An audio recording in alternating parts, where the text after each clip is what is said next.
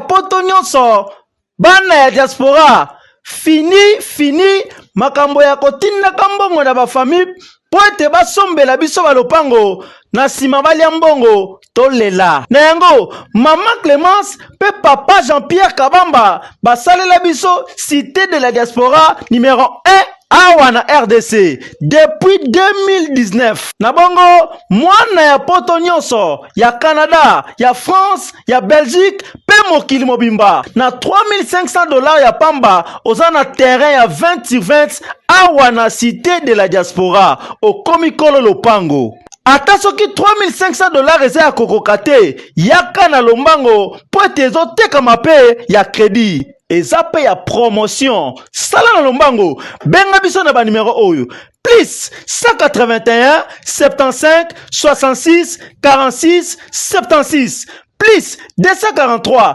80 84 20 140 mpo na baterrain na biso eza ya kobangela te leta ayebi pe bachef coutumier bayebi yango ebongo na kati tozali pe na quartier commercial pe lisusu quartier oyo eza réservé mpo na mall na biso bana nyonso ya poto na bosani te tozali lisusu na ferme de la diaspora esika wapi tokoliaka biloko ya bio pe tokobomba biloko na biso malamu cité de la diaspora na biso ekutami na Kinkole na commune ya Nsele non loin ya aéroport international d'Enjili.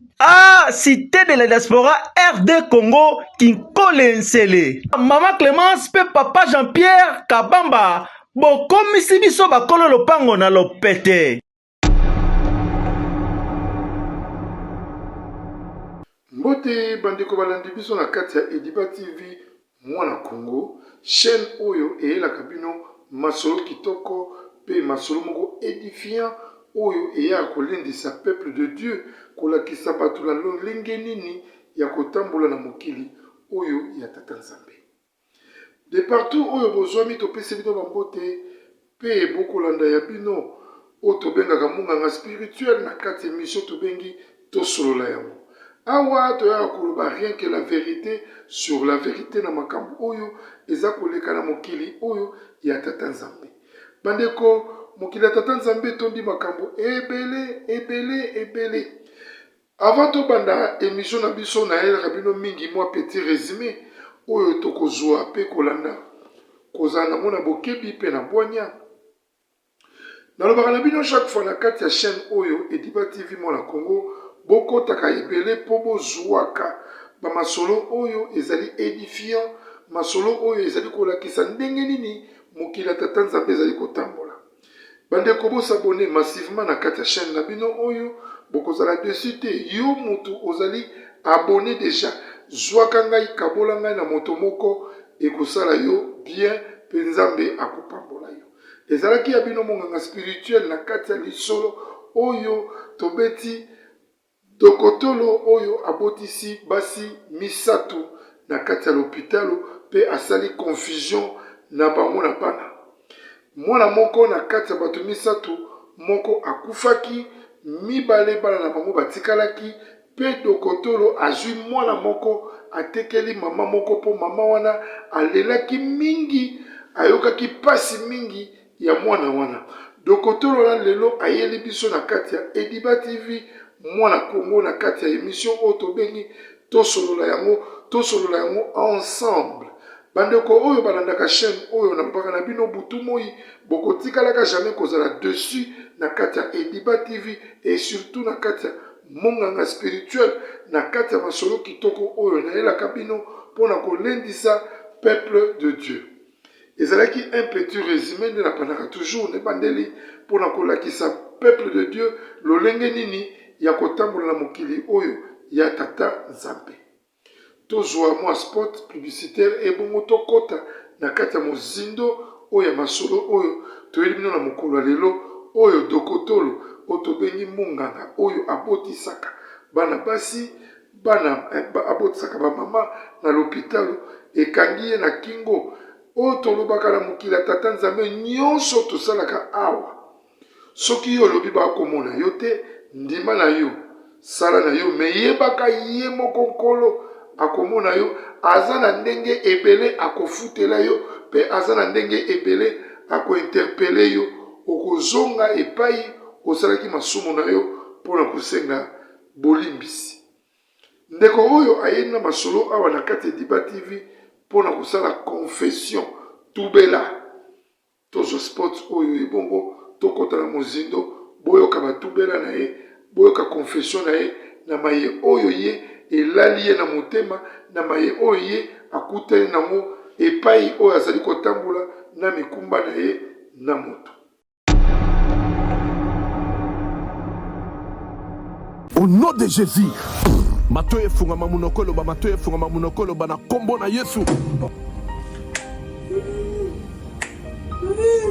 Matoyi na ye na malobe funga. Ngai mama Lutumba nakendaki na prière ya convention oyo esalamaki ya papa Moïse ayaki awa. Nakendaki kuna na mwana nanga azaki banda inane azaki koloba te ti ndenge akokisi 23 ans. Tokendaki kuna papa abondelaki mpo na ye namoni akomi koyoka mpe koloba. Yango wana napesi Nzambe ozana merci mpo na bolamu nyonso azosalela ngai. Shalom bana nzambe kana nga ezalaki ka ya depression makasi na banda kolala te na banda koganga na banda kolota bandoto mabe na kondaki na silaki nzoto bamemaki nga na hôpital psychiatrique na dépensaki mbongo ebele esimbaki te. Or fallait na sala mémoire na nga ya fin de cycle ba dépensaki koleka même na classe. Prophète moko ayebisi biso eza likambo kokende hôpital te eza likambo koluka nzambe epa na ye moko esimbaki te tokende na ba ministère ebele ba prophète ebele simba ete mais nakumisi nzambe ya papa Moïse po mokolo bamemaki nga dès le premier jour epa na ye asimbaki ngai mutu na ngai ekomaki stable ezochauffe lisusu te nakomi kolala pongi nakomi kolia nazoganga lisusu te naomona su bandoto mabe te. Or ce n'était pas le cas pendant 4 ans nde napamboli nzambe ya Osana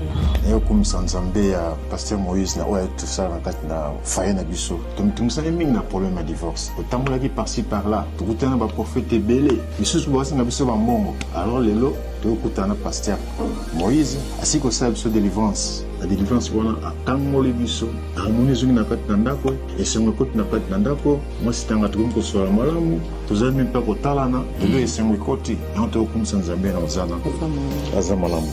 Mais au kumisa nzambe ya Uzana po ça fait 2 ans passés dans un problème sérieux à misu surtout ce mois eza makasi flou na komona distance te mais ndenge na koleka délivrance na remarqué un changement mo makasi sans lunettes nazomona clair donc na kumisi vraiment nzambe ya Uzana zo sala donc na moni ke na olata lisu lunettes te ya on est kumisa nzambe ya Uzana na lobaki déjà ba maladie oyo wumelaka ntango molai oyo esilaka te ezali nde démoniaque ba divorce ebele tozokomona ntango nyonso awa ezali mpe kidoki boya nango epai na nzambe nde bokobika nazozela bino na moto. Sans plus tarder bandeko balandi biso na kati ya chaîne na bino oyo tolobaka chaîne oyo eyelaka bino masolo kitoko chaîne oyo eyelaka bino makambo moko édifiant oyo bosololaka na ngai boye na kati ya bacommentaire oyo bosololaka na ngai bokolandaka ngai butu moi mpo boyeba monganga spirituel nini ayeli biso na mokolo lelo. Bandeko lisolo oyo esali pasi mpe mawa lisolo oyo monganga apiyeli biso ndeko mwasi oyo tobengaka bafemme sage tobengaka bango bafemme sage to badokotolo ye aye asuki ye amoni epai mosusu te akokende kobeta loseba na ye kokende kobeta témoignage ya likambo oyo ekomeli ye mpe esalami epai na ye. Femme sage oyo ayamba basi misatu na l'hôpitalo il a de cela 5 ans passés. Il a de cela 5 ans passés, femme sage oyo ayambaka basi misato. Et après ces 5 ans passés, yepe aikokoya akomi mwasi pe ya libala, azwi pe libala po abala asala pe ya ye foyer. Boyoka makambo nini ekomeli femme sage oyo na kati ya libala na ye. Boyoka makambo nini ekomeli ye pe makambo nini oyo esalami po ye aya kotubela awa na kati ya Diba TV po munganga spirituel na manyolela bino lisolo oyo ekomeli mwana mwasi oyo. Mwana mwasi oyo na kati ya musala na ye oyo ya kozala femme sage ayambaka un certain jour moko na l'hôpital ayambaka basi misato bango nyonso bazalaki na mikumba mpe bazalaki presque à terme baza kobota le même jour mais ba heure différent.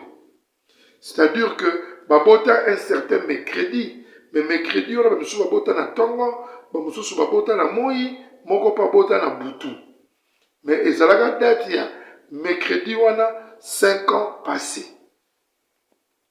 Ndeko mwana mwasi oyo ayoka moni ba sage femme mingi bazalaka basi bakoya na l'hôpital bayaka na ba histoire na bango.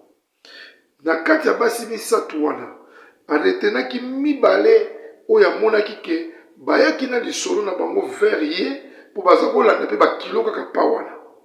Ye mutu aza kolandisa bango bakilo, ye mutu azaki kocomprendre nini oyo ezali kosalama na kati ya bavi na bango. Voyez, quand quelqu'un a un problème, aye kobota, basoana ba femme sage, tala kutu ngai, ndenge naza boye, zemio na kote li boye, zemio eza boye, do zemio ezali motuya, do mwana soka botami, ngala libala na ngai, na kozala heureux. Ngala libala na ngai na vandaki mikolo ebele, naza kozoba zemi te, metala na zu mokumba, yango na yebisaka bino na kati ya Diba TV, na kati ya chaîne, oyo na kati ya émission tobengi, tosolola yango, awa na kati ya munganga spirituel nayaka komanyola makambo oyo ezali ba obstacle moko terrible oyo soko yoki yo moko soko mesana kosala bongo tika bolanda oyo ekomeli bandeko oyo pasi pe mawa basili mayele lelo yo mwasi oyo epai pe asalaki mabe wana azongi aluki banganga nzambe batindi ye kende kosala confession aye na lisolo na ye na kati ya Diba TV nde tokozwa moyen ya kobenga bamama wana mpona kopesa bango toujours bwanya mpe mayele ndenge esalamaka toujours mingi baémission na biso misusu tomanyolaka makambo mosusu après plateau après télévision tokendaka na nsima tokendaka kosolola koyeba ndenge nini kotalisa 1 ezala 1 2 etikala 2 pasi pe mama oyo ayambaka bana basi misato na l'hôpital babotaka un certain mercredi. Mwana mwasi oyo abotaki na ntongo ye ayaka na l'hôpital azali kobetela femme sage oyo ke mokumba oyo nga naza nango ezali ya homme marié. Ezali ya homme marié po atie nga mokumba ye aoblige nga kaka nalongola mokumba oyo. Na sola baboti na biso, baboti na ye, bamonaki kaka ke oui, parce que l'homme, il a refusé catégoriquement, et c'est là que ye falongola zemi wana. Mais, ameli bakisi lolenge nyonso, il a des grossesses, hein, il a des grossesses, ils ont bateti, ou il n'ingi même pas que elongwa. Au sali nyonso, meli bakisi, donc il a tika ka critage. Mais, zemekite ti aye nango na suka et enfin l'homme a ebisi que soko boti ngai eza charge na ngati ezali mokumba na yo moko. Mais la femme qu'est-ce qu'elle pouvait faire parce que asali nyonso ameki nyonso esimbite même layette à se préparer même pas la layette parce que ayebaka ke zemi ekosala nini ekokende nango chose grave autre barake okomeka mais pas nzambe ezali contreur wana mwasi abotaka na tongo abetela femme sage wana lolenge bongo tala makambo ekomela ngai tala songolo pakala mais le même femme sage wana ayoka ye mawa comme bazaka pe na bilamba bana ya mike asala aprepara apesa ye quelque habit ya bana pote azala quand même mwana koki kozala mutaka te mwana azala tana bilamba couvrir na nzoto bandeko balandi oyo abotamaki na pokwa oyo abotamaki vers les après-midi parce que moko abotami na tongo moko abotami na moi moko abotami na pokwa oyo aye kobota na les après-midi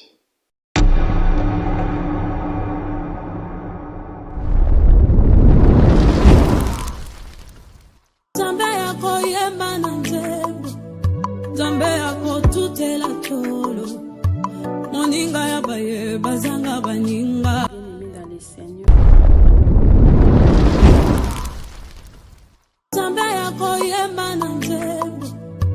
nzambe akotutela tolo moninga ya baye bazanga baninga. Dans le Seigneur nazali chez la Mwanda Fondation na ye liso liboso na bino mpona osenga bino merci na bao bao soutenir orphelinat chez la Mwanda. Nzambe alola apambola bino tozomona ba effort na bino tozomona bolingo boza nango à travers Fondation chez la Mwanda. Nzambe apambola bino na ye liso liboso na mpona kosenga bien aimé bokanisa bana na bilamba bokanisa bana na kolia bokanisa bana na minerval bokanisa bana na basoins médicaux. Nzambe akozanga te kopambola bien aimé ozana posa ya kosunga ozoluka place ya kotia mbongo na yo bien aimé tala place ya malamu yango ya kotia mbongo na yo na Fondation chez la Mwanda. Nzambe akozongisa bebela kopambola bakoko na yo akopambola pe bana na yo na pamboli bino na kombo na Yesu.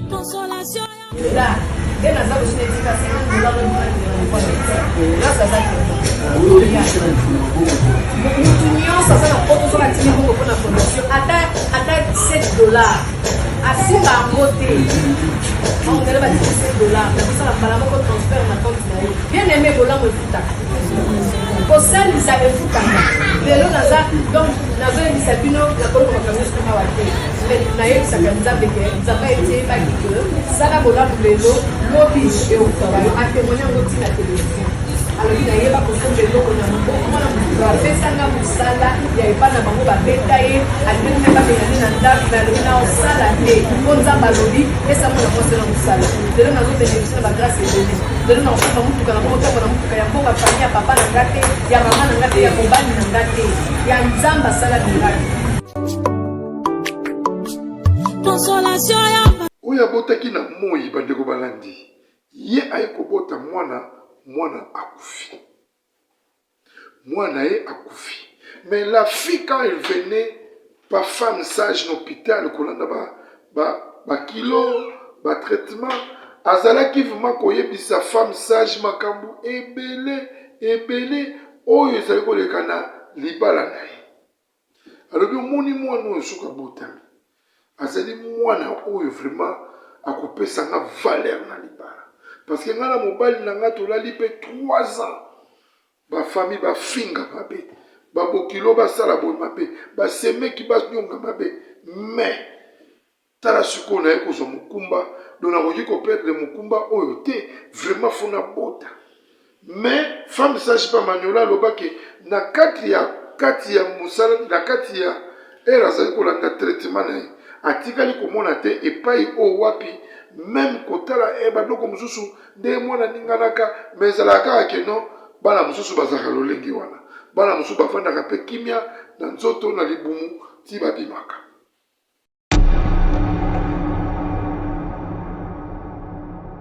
mosusu bazalaka lolenge wana baninganaka te wana selon femme sage mais maintenant femme sage asalaki déjà oyo tobengaka analyse amoni oyo azalaki mpe mafu oyo abotaki mwana na ntongo mais oyo aboti les après-midi oyo mwana kufi vi nyonso baza kozala na ye ta nyonso baza koleka na ye aza komona ke la femme là avait plus beaucoup de soucis ya bebe na ye ye abotaki mwana mwasi oyo ya ntongo oyo ya moi aye kobota mwana mobali aperdre mwana ya mobali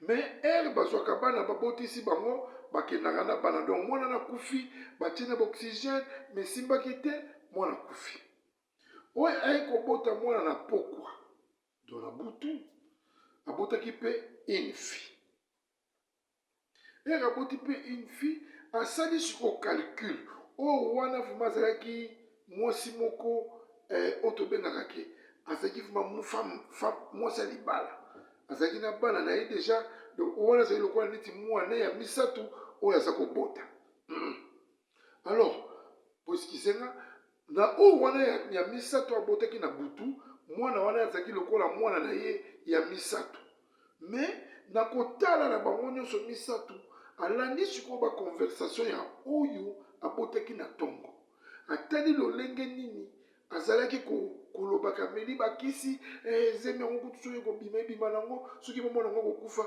nde aye koyiba mwana wana aye kopesa mwana oyo mama oyo abotaki mwana ya moi vers les après-midi. Asali balance. Femme sage.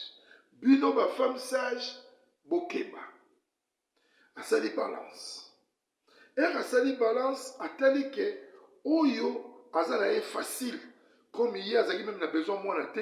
Donc, mobalo apesaki mokumba, azalaki homme marié, et puis aboyaki catégoriquement que ya koki kobota libanda te, azalaki koko la copine na yemoko, azako soit peut-être pour se soulager, mais comment yo komana mokumba na ngai? Selon banalyse ya yemoko mwasi, azako yebisa femme sage. Ngai pe munganga spirituel, na yepe kaka komanyola yango, kobetela bino lisolo, ndenge makambo elekaka na mokili ya tata nzambe bomona bino moko degré ya bato mosusu baza komona vie ezali nango normal. Donc okoki kobota te, akoki mpe kozwa abomaki mwana ngo, me mwana ngo abimi mpe te, nzambe agarde mwana ngo ti mwana ngo kino aye kobima. Nde moto abongo bonéglige bokomona lobi ye wana tozwi mama ministre, ye wana tozwi mpe une présidente première dame na mokili oyo tata nzambe, surtout na bamboka na biso ba Congo, makambo eza kosala eza ba miracle oyo mutu baluki baboma akufi te, oyo mutu bapesi ye ke soki oboti oyeli biso mwana na bata nyonso oluki mwana mabondeli, me mwana ngo nzambe asali nini arekipere na l'hôpital moko mpe mokolo moko un certain mercredi ndenge femme sage aza komandola biso il y a de cela 5 ans passés, mais ma date a betaki me tobeti yango te tobeti kaka nde semaine oyo abotaki ezalaki un certain mercredi. Bandeko balandi biso na kati ya chaîne oyo Ediba TV mona Congo pe na kati ya mission na bino oyo tobengaka tosolola yango na bwanya pe na bokebi.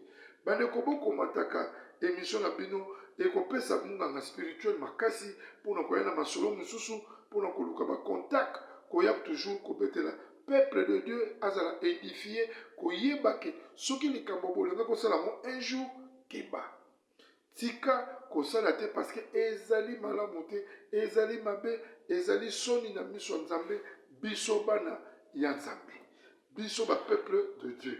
Yango natalisaka bino mingi na makambo bonzambe fo kozala ferme pe kondima. Soko lobi ke lona azali kosambela, ce n'est pas dit que oza kosambela po tango moko ozali kosumuka, oza kosenga kaka bolimbisi epai ya nzambe. Attention. Awa na minute oyo tozali na femme sage mutu aye ko se plaindre kolela makambo ekomeli ye pe na après 5 ans ya événement oyo ya sala. Tozo pose place oyo et bongo tozonga boyoka makambo nini mwana mwasi oyo pourquoi ye na masolo oyo awa oyo ekomeli ye na basi oyo babotaki na hôpital moko misato pe moko a perdre mwana moko mwana azaki na bomoi oyo ye alingaki kutu abota te me nzambe apesi kaka mwana.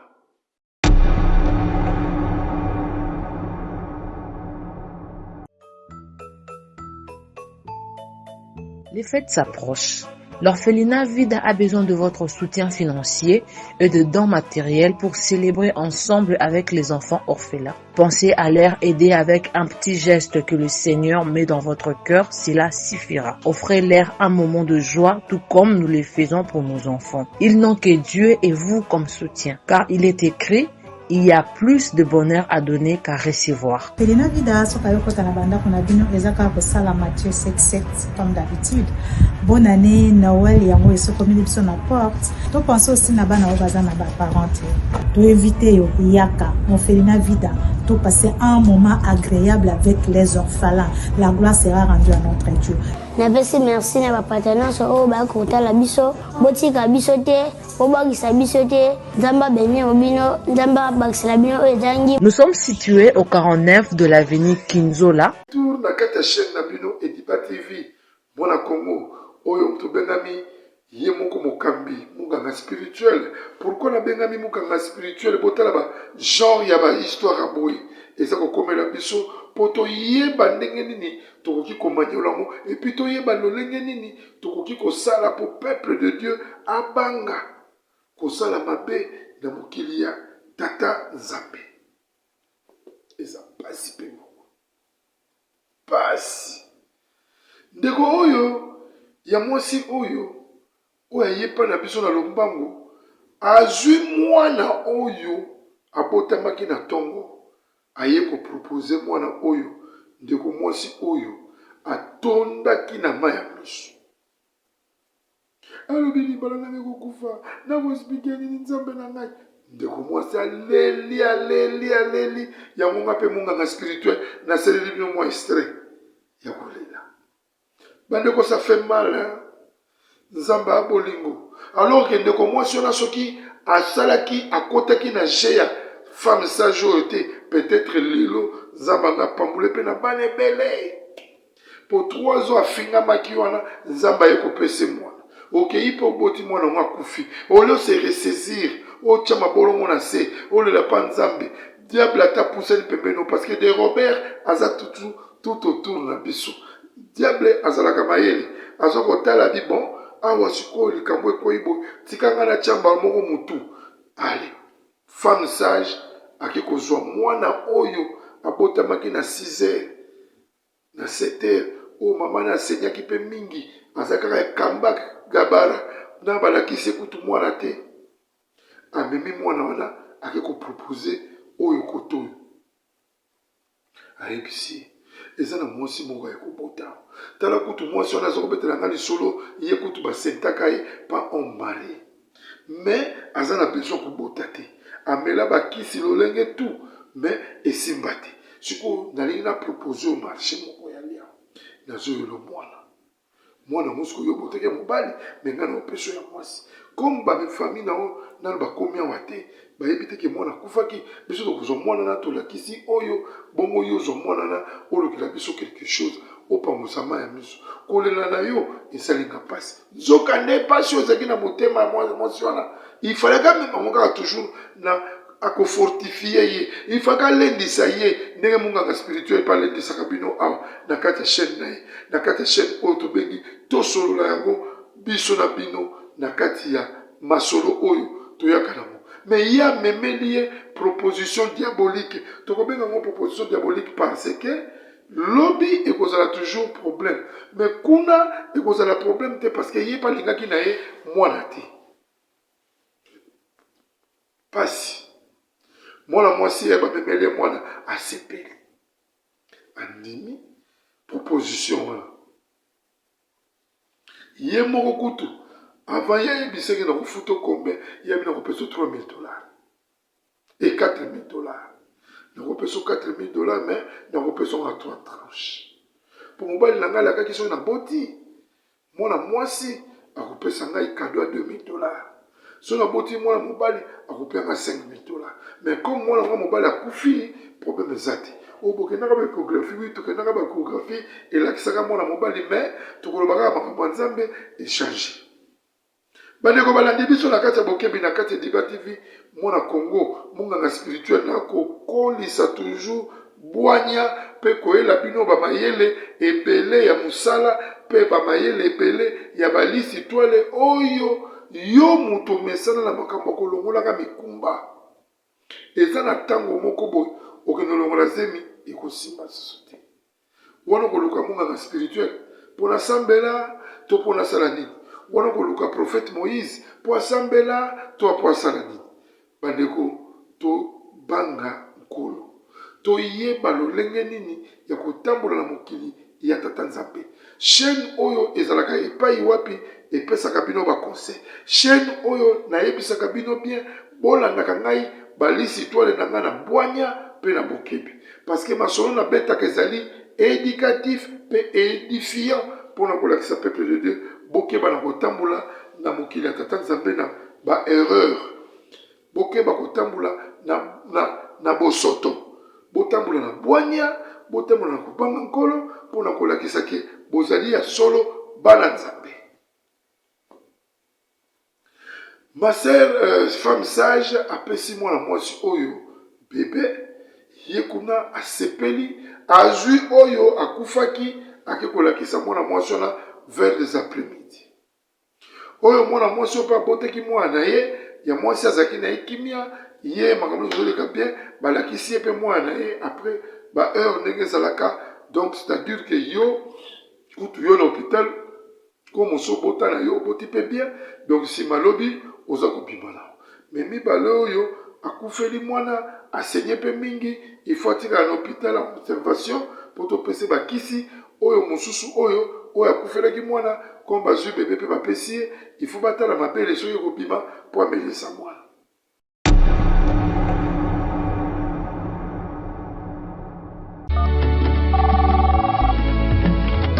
Allô?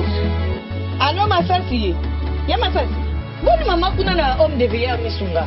Naza déjà na misunga homme de veillard. Omoni tant maman a fait église. Alors là qui vient te. Tant bazo sengo mbongo, yo tindi mbongo, bango bale basonge bakati basonge ba memel ba dispensaire amike mike. Et là sunde ngona te mama. Mena poto na kishasa la même chose. Et loko zo sepelisanga. Banda mama koma na misunga homme de veillard. Kota ni mama. O mama zongo lokola bébé, bazo zo soya mama. Oh, mais là so moni mama zongi cheni. Mama Zolia 3 fois Tongo Medi Popo Deko nanga Elo musu sepeli singai Misunga homme de veillard Webi ke Bana courant so kata Soka sarika manœuvre Pano ya di Bana lumière 24 heures sur 24 heures. Et puis connexion internet et vanda. Et puis soki mama ayoki mal à l'aise ou bien mutu pasi nzoto déranger kaka na mutu na place à la liwana a fini bouton rouge. Docteur Mbango ataka tu sais pourquoi homme de veillard misunga eza na kati ya clinique misunga. Donc so futi mbango no zo regretter te. Ah bon juste bien na wazali ba minganga bazo sala mama contrôle chaque semaine. Mais azala kuna Abela te bazo sala examen. En tout cas, ya masati emoneli penanga na pemi bana mama comme na homme de veillard misunga. Emoneli na misu te. Emonani bamboko na opinda ya pampa mana c'est fini tout ça. Bongo liango lisusu te. Homme de veillard misunga. Ngana bongo rendez-vous kana fin du mois. Na pemi. Te non. Tika ya panda kuna lia tranquille. Apema. Ba médecin 24 heures sur 24 heures. A continuer kuna ngana do pesa ka bongo na fin du mois. Yebisa bango na changer comme na komili bati misunga. Babe. Na kati ya mosala na biso tozali koyela bino masolo kitoko to akomanyola butu moi bandeko femme sage alakisi oyo bebe akufa bakangi ye nde bakendaka bake kokunda babebe asika oyo babotamaka babenga bamorde ake kokunda ye esili kote oyo bango batikali sikoyo kosala mpona kozwa mwana oyo bango bapesaki oyo kote oyo bapesi avance nanu ya 2000 $. Asepeli ya 5 ans après. 5 ans après, otolobaka nyonso efutamaka awa ose. Yango natalisaka bato ebele soko ozalaki motema mabe. Soko ozalaka na motema koyina bato. Eza musika te okokufa nango te. Okofuta yango awa kaka na mokili ya tata Nzambe yango monaka bato ebele oyina bato ofinga bato na ba Facebook omimona yo boye. Mais avant yo kende na lilita ezala makambo oyo ekote ya yo o escroka bambongo bato obima na basi ya bato osala makambo nyonso mabe ekofutama awa na mokili ya tata Nzambe obima na mibali ya bato oza na caractère ya makambo nyonso ya mabe ekokende na lilita te tu en finiras toujours ya kodévoiler ngo awa d'une manière, d'une autre. Zambé a kopushi yo, oya toujours kobimisango na poisa. Ndeko mwasi femme sage azui libala na ye. Ndeko mwasi femme sage azui libala na ye, mais na kata libala ngo pe susu, asala susu berere. Le même mbongo bapesaka ye $2000 wana. Comme mbali na zaka homme d'affaires, azako sala ko ba business na ye Kisasa Brazzaville apesa mobali na so $1000 po bakisa business na ye comme bazalaka na projet na bango ya kosalaka mariage. Donc c'est à dire que babalalaka na bango de cela 2 ans passés après l'événement wana parce que aujourd'hui tout ça en 2025 donc so babalalaka na 2022. Mais mbongo pe ya mwasi wana ekotaka pe na bambongo oyo mobali akenda kopesa toujours oyo tobengaka abakisaka lokola bamasanga badot $1000 wana pe et contribuer na kati kuna parce que son mène a équipement na fond mingi te mais moi si alingaki mobali mingi azako prétendre que age fait zali ko pusana babala ye lombangu akota na ndako na ye ya libala bandeko balandi biso na bokebi mpe na bwanya okoti mpe na ndako ya libala yango bolananga bien akoti na ndako ya libala yango nzambe aza bolingo nzambe aza mawa avandi kimia première année bavandi awumeli te akumbi mokumba yayeba zemi ezobimaka na 4-5 mois après mpo aya kobeta lelo lisolo na kati ya Diba TV mwana Congo na kati ya émission tobengi tosolola yango alongwe bazemi elongwe ekobanda 2022 donc 2 ans après donc ti tokoma à ce jour ici alongoli donc elongwe 7 zemi sikoyo ekomi excès azo comprendre te afingami forme nyonso bazemi mosu ya ba 4 mois bazemi mosu ya ba 3 mois bazemi ti asuka oyo ebimi ye ezali zemi ya 6 mois abandi kozongisa bwanya ebandi donc dernier zemi yangi na 2024 avant dernier na 2024 plutôt ya suka ebimi ye na février 2025 donc na minute oyo tobeta lisolo oyo aza so na zemi mosusu il y a 2 mois il s'est rendu compte que de ce qui est bimi comme 8 alors un jour na butu awa eraza na kati ya mokumba awa alali akolota ndoto mutu akoyebisa ye boye omoni zemi oza nango na libu soki okei kose confesse te na makambo osalaka mwana mwasi moko boye ayaka kobota mwana ye akufaka ozwi mwana wana opesi mwasi oyo alobaki abota na homme marié aza konéglige ye yebaka mwana oyo mpe akokufa zemi oyo mpe ekobima do yo libala wana bakobengana yo parce que bamama bokilo bafamille ya mobali bango tu bakomi donc comment à la jungle bakomi na kanda bakomi très colérique contre ye comment se fait-il ozopesa mwana na bango mwana te kuna obosanima ye oyo yo osalaka alors il faut à retrouver bafamille wana oyo mwana mwasi oyo ayaka koloba ke ngai basundolinga mais oyo mosusu kote oyo azalaka na ye en contact parce que il doit afuta ye kaka $2000 atikala na $2000 na ye mosusu non abakisaka 1000 atikala na 1000 na ye mosusu makoma kopromettre ye insolemment akoma kopromettre ye lokola mutu alingi te lokola mutu alingi ekoma kobenga bango meme baproblème koswana meme mwana oyo batekaka basombaka wana epai akenda azalaka toujours na santé malamu te c'est bien encore kosomba mwana na orphelinat c'est bien encore bolokoti mwana parce que ici en Afrique du Sud tomonaka ngo bato baboti bazoko kobokola mwana te bake kotika na orphelinat mais toza na besoin soki moto aye kosomba mwana ngo quand même biso baparent na ye oyo biologique toyebake mwana biso basombi ye basongolo pakala bamindele ebele awa basombaka bana bongo bazosomba bana ya bato mwindu banoir oyo bake kobokola mais famille biologique bayebi ke mwana na biso azali na adresse songolo pakala omona même à la longue mundele na koki kozwa meme mama wana azwi apesi so mosala na ndako wana lokola domestique mais azobokola mpe mwana wana intelligemment yo tekeli mutu mwana oyebisi ye te ke bacondition mosusu elekaka boye ye mpe sikoyo mbandaki komona nini après 5 ans na ye azokoconcevoir te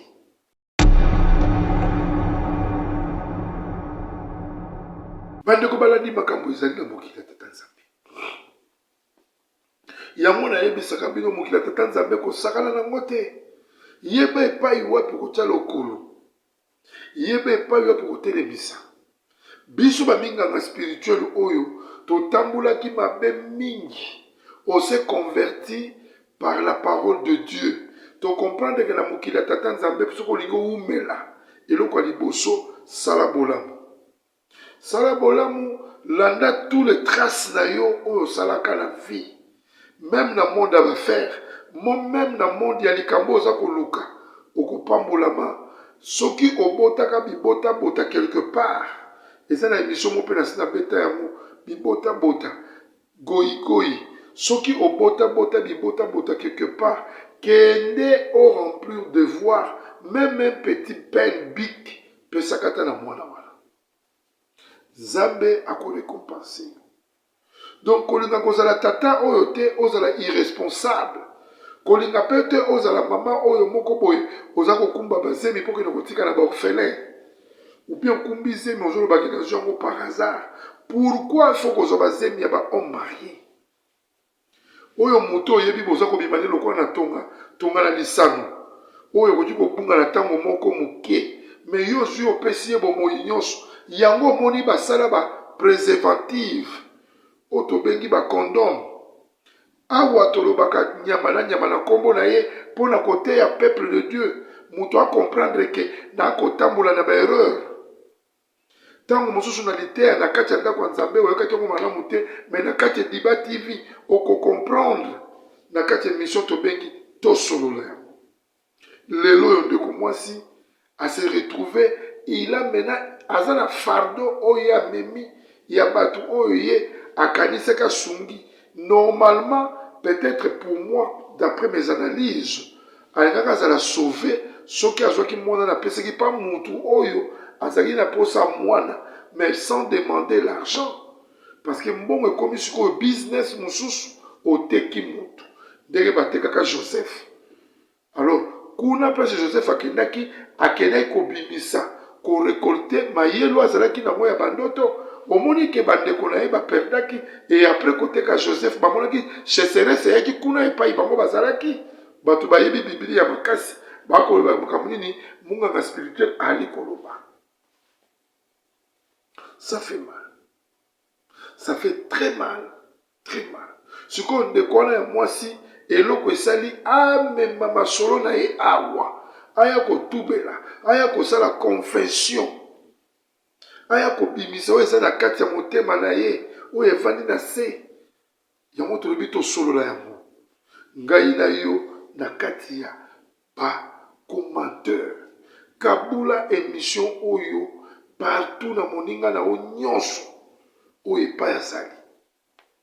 Et après quand il est parti maintenant qu'on retrouve ba famille wana pote ayebisa bango ke ngamu nazalaka sage femme mwana oyo azali ya yo te azali mwana ya oyo. C'était un scandale.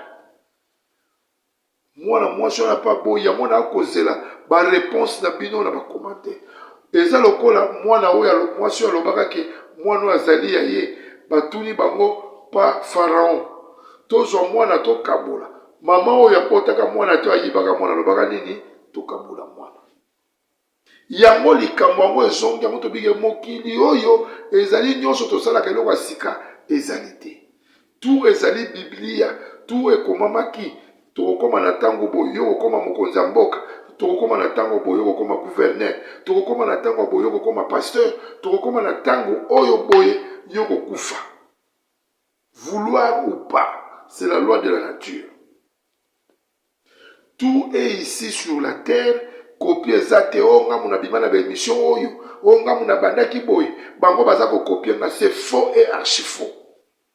Biloko ezali tokutango na bamboka mopaya na libanda wa tokozoba mayele oyo tokotala pe na ba YouTube tokuta émission oyo ezako kende lokola ndeko moko pasa beta quoi l'histoire. Oui, ce n'est que normal parce que nyonso ezali ba réalité. Maintenant on dit ça qu'on est en train de révéler le peuple de Dieu et puis les édifier. Eloko moko ya sikizate. Eloko ya sikizate na mokila tata Nzambe.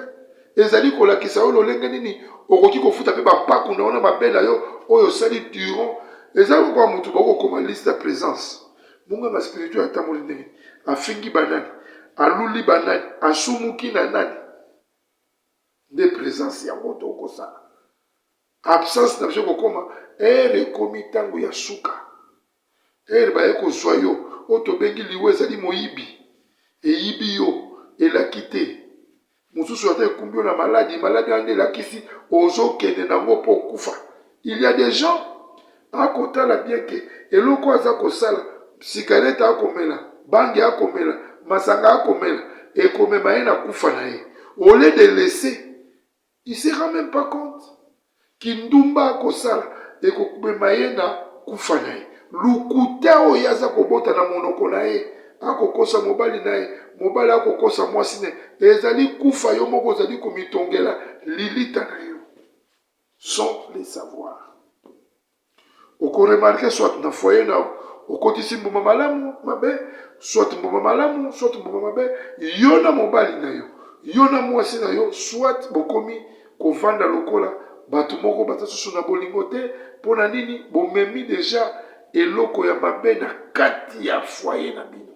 Mais mingi okomona ou soit mwasi azali malamu mobali azali mabe soit mobali azali malamu mwasi azali mabe.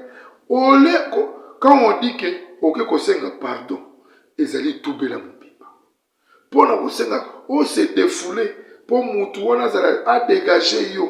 Le temps que tu fais mal tu t'excuses même pas kasi ya kotikalaka na kana na yo te même na miso kolo oza bloqué. Alelo sikoyo femme sage aluki banzela nini oyo akobikela akomi koluka batubela na kati ya baémission oyo pote yazwa lobiko mwana aza na libumu na ye abotama.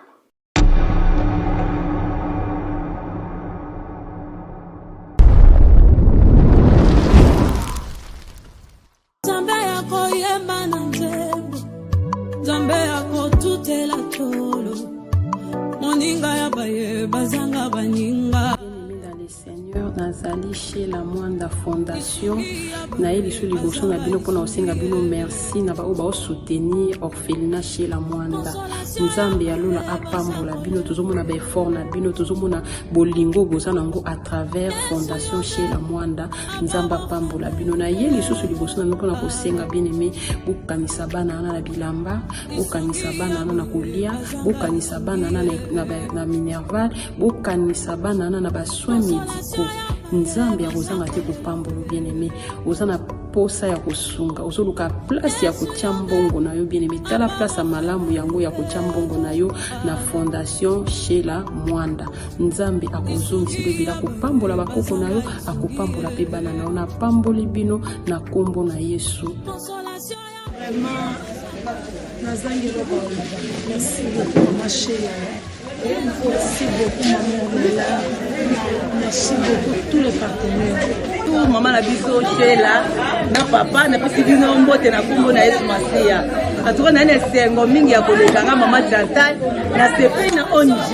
Na sepe makambo obo osala biso. En tout cas c'est vraiment makasi. Na moni bana kozwa bakaye pe mukete bakaye beleke ngela sake ane oyo tokoso mata kaye moko te.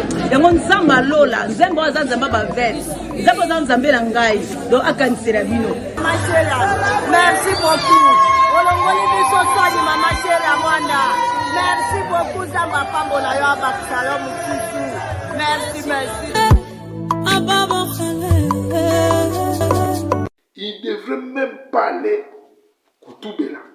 Surtout azali Jacques Yambasho baza kokumba zeme facile. Donc robota ba même neuf. Mais robota bango ndenge nini? Il a azala culpabilité moko etelebeli na kati ya motema na ye. Azala culpabilité moko ekangi na kingo na ye. Bandeko bosala lingele na mokili ya tata Nzambe. Mokili ya tata Nzambe eyali epai oyo wapi yokoki kosakana nango te. Mokili ya tata Nzambe yika mpiko pe yeba kotambola na tous les 10 commandements. Nous on a compris, malgré tout on toujours rempli nos sautés, mais quand même on fait des pas pour que elles aient bien, ainsi elles aient malade. Le lobby no batkolandi du solo oyo et pas iwapi to condamné. Femme sage na maman wa ndima ko pesa $2000 sikoyo ba yeko tutisa bango mama wana oyo azako lobake yé pa na bango. Balobe ko bala on marié te pour on marié pas boya ki le loko mi ko déclarer que ba pesa ye mwana na ye.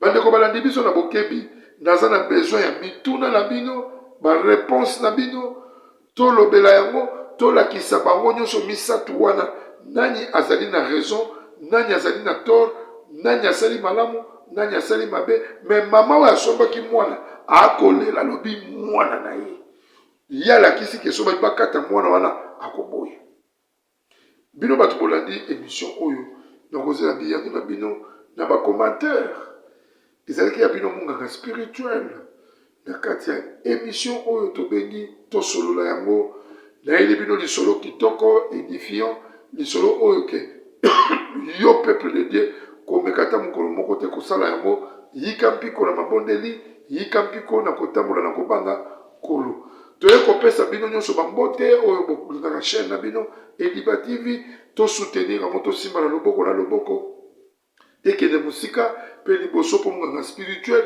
nakoyela bino bakandole ebele do bandenge ebele oyo tokorecevoir mpe bandeko mosusu na kati ya plateau soki oza na masolo na oyo ofandaka na Afrique du Sud oyo ozali banda mboka benga ngai soki mpo olingi tolekisa émission na yo en direct toza na direct kobengi na telefone tokotia telefone oyo ezoleka tokoswano en direct bato bazali kolanda biso mpe koyoka koyeba ke awa okoki kosala boye te awa ifo koyeba ndenge ya kotambola